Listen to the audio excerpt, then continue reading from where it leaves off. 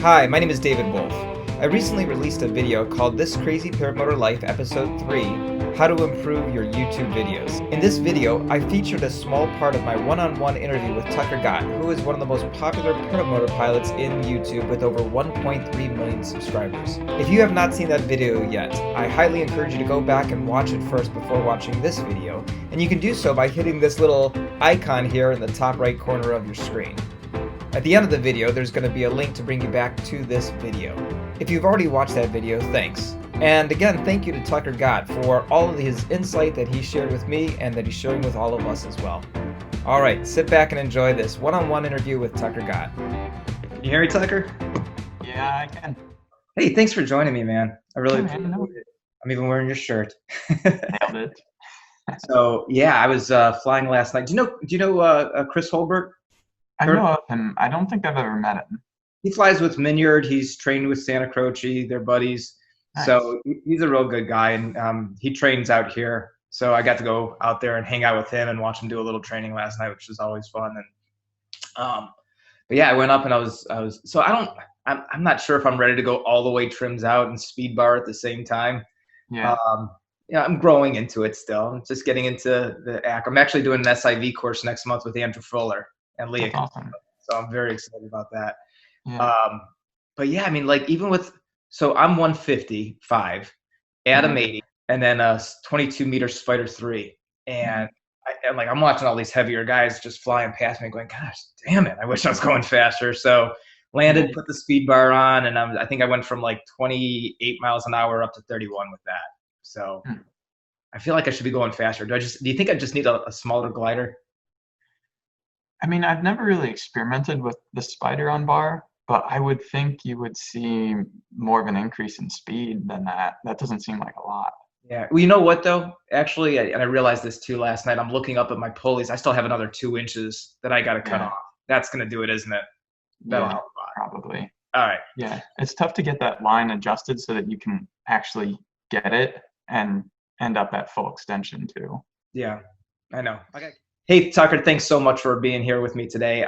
2 questions for you. First, why is it that you decided to start flying paramotors? And 2, what is it that keeps you so passionate about flying paramotors that makes you want to come back up for more? Yeah, thanks for having me, man. The main reason I wanted to get into paramotoring, I mean, I've been in aviation pretty much all my life, but I had seen paramotors on YouTube at a pretty young age, and it was just always that thing that I knew I wanted to do. And I don't know, there's just something about it that you see the freedom, and it seems like that perfect flying experience that everyone dreams about.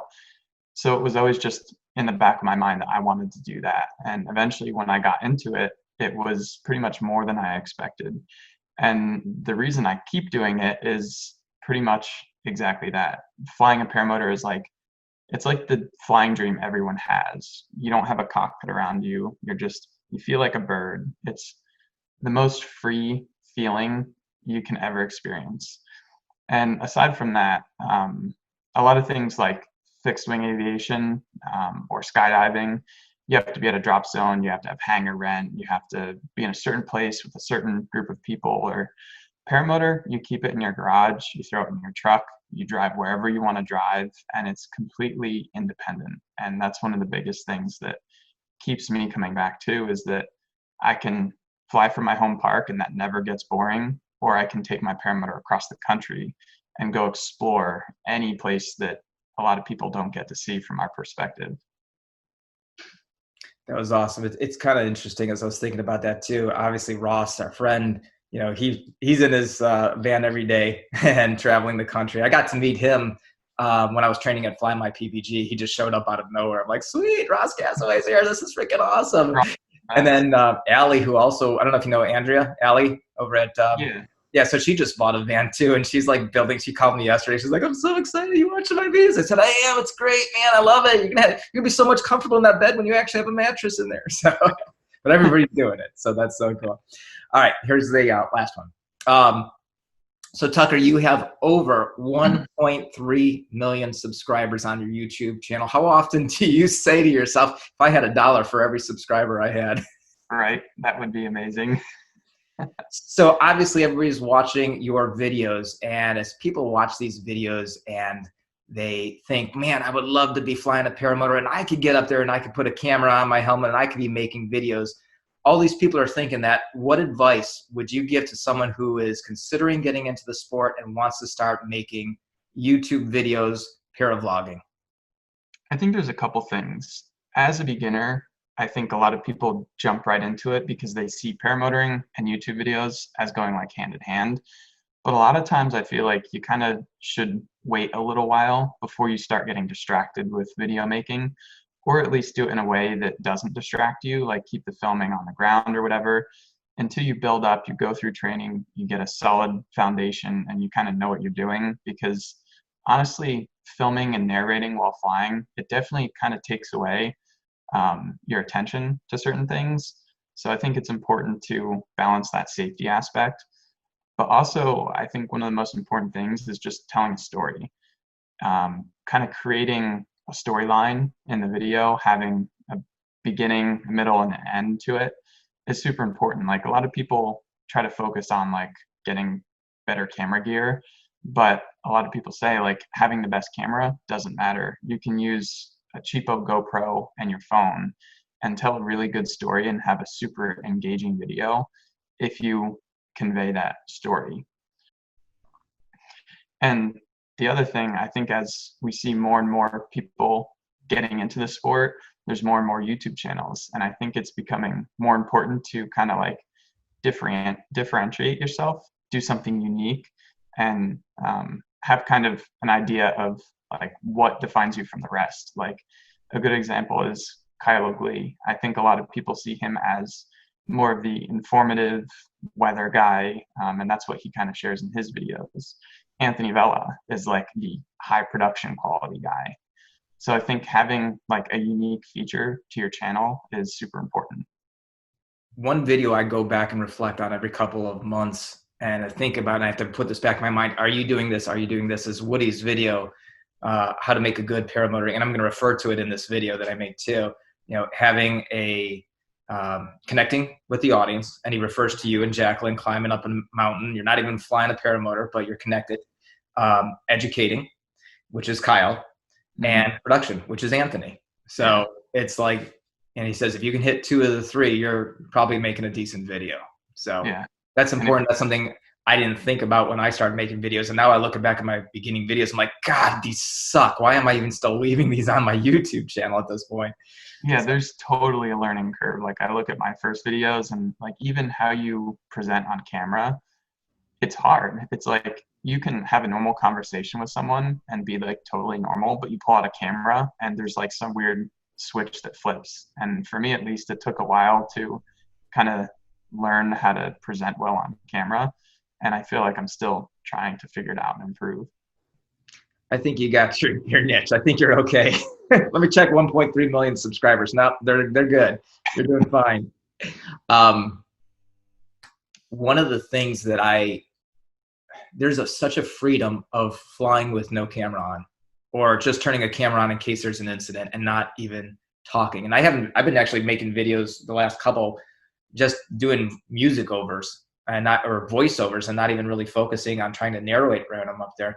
But, Kyle told me one time that he videos maybe only a third of his flights. Do you find that you're always going up there and videoing and to make a video, or do you sometimes just go fly and just enjoy and relax? It really depends like on how much flyable weather we have in a given week. But if there's opportunities to just fly and not film, I totally take those because I can't complain. Like making videos about paramotors for a living is like the best thing ever, but it does definitely change the experience when you're out flying, trying to like think about making a video. So if I have the opportunity to have a night where I just go out and fly and don't even bring a GoPro or just turn it on just in case, I totally do that. And it does really change the experience. Cool. You've given me way more content than I was hoping for, so I'm good here. Man, if you got to get going, but is there I'm just curious, is there anything that you're saying? I always say, and everybody, a lot of people say we never stop learning. Is there anything that you want to get to the next level, or you're like, I haven't hit that, or I want to be doing competitions like Minyard does, or things like that? As far as like paramotor skills, not really. Like Kyle Mooney and Woody have gone on this journey of learning acro, Mm-hmm. and that's not really something that I'm like super passionate about. Like I'm pretty happy with just flying around and um, the stuff I do right now. Obviously, I'm always trying to keep learning in that skill set, but I think the bigger thing is trying to figure out YouTube more. Mm. Like I said, doing a flying video or just going out and flying for fun, there is definitely like a certain amount of satisfaction that you feel when you go up and you film a flight and you're like, wow, that's going to make a really good video. And then editing that and putting it in a package and putting it on YouTube and seeing it do well, that is definitely really satisfying, even though it changes the flying experience. So I'm always trying to figure out like the YouTube algorithm and like what appeals to a wide variety of people. And it's so difficult, especially like being in the niche of paramotoring, to try to bring that to the wide audience. And even just like getting consistent videos that are all like appealing to a wide audience, that's always like what I'm striving for. Mm-hmm. So I guess that's kind of my area that I'm trying to improve on all the time. It's a complicated algorithm, though. It Yeah. really is. Yeah. And part of it, I want to say, like, I feel like the algorithm's not perfect. Mm-hmm. And it's just like we're trying to get by and take the most advantage of it as we can. But yeah, it's tough. Like, some people see it as like, oh, you're just making videos about flying paramotors. Like, that's the best life ever. But there is a lot of work in the background trying to figure that stuff out. It's like constant 24/7 full-time job. Oh gosh, yeah. How much time on a 10-minute video do you think you put into editing? It really depends on the video. Like a simple one, editing, I can get done in like 2, 3 hours. Hmm. But a lot of other ones, if it's a more complicated project, I basically have to like put in a couple hours and then go do something else, take my mind off of it, come back, look at it. And then even when I get the finished product, I'll make myself like come back the next day and revisit it again, because there's always something that like you can tweak and change a little bit. Yeah. Yeah. I the first episode, I've got to say, I put 30 hours into editing it. This second episode, I think I put 40 hours into it. It's unbelievable how fast. Like this whole past week, I took the whole week off, the weekend off of work. I think I flew Friday night, and the rest of the time, the entire weekend, I just edited. I'm like, I can't believe I'm still not. I finally finished it this morning. I'm like, it's done. Hey, buddy, thank you so much. I really appreciate this. No problem. And hopefully you'll get a couple subscribers. Just kidding. I'm looking forward to seeing the end result. That Cool. was a pretty complicated project you had on the first one, I'm sure. 40, Yeah, 30 some hours of time, definitely. I was That's really excited about it. It's you just said the words, you got to differentiate yourself. And I've been making these goofball videos for so long now. I'm like, you want, this is how it happened. So I was sitting in an after show for Paragliding Talk a couple weeks ago, a month and a half ago, and Anthony Dalton, who goes by Anthony Peregringo, he's one of the co-hosts or panelists for Robert. He says, Dave, you got to watch this show called Tiger King. I said, really? Everybody's watching this, Tiger King? I'm like, all right. So about 3 episodes in, I look at my wife and I said, is it me, or is this just horrible? She goes, it's horrible. I said, why are we still watching this? She goes, we've got to see how it ends. I'm like, ah. Oh. So at the end of it all, I was just like, I couldn't sleep. And I was just thinking, why couldn't I make a document? I've had such a crazy journey these last 2 years. Crashing into a tree.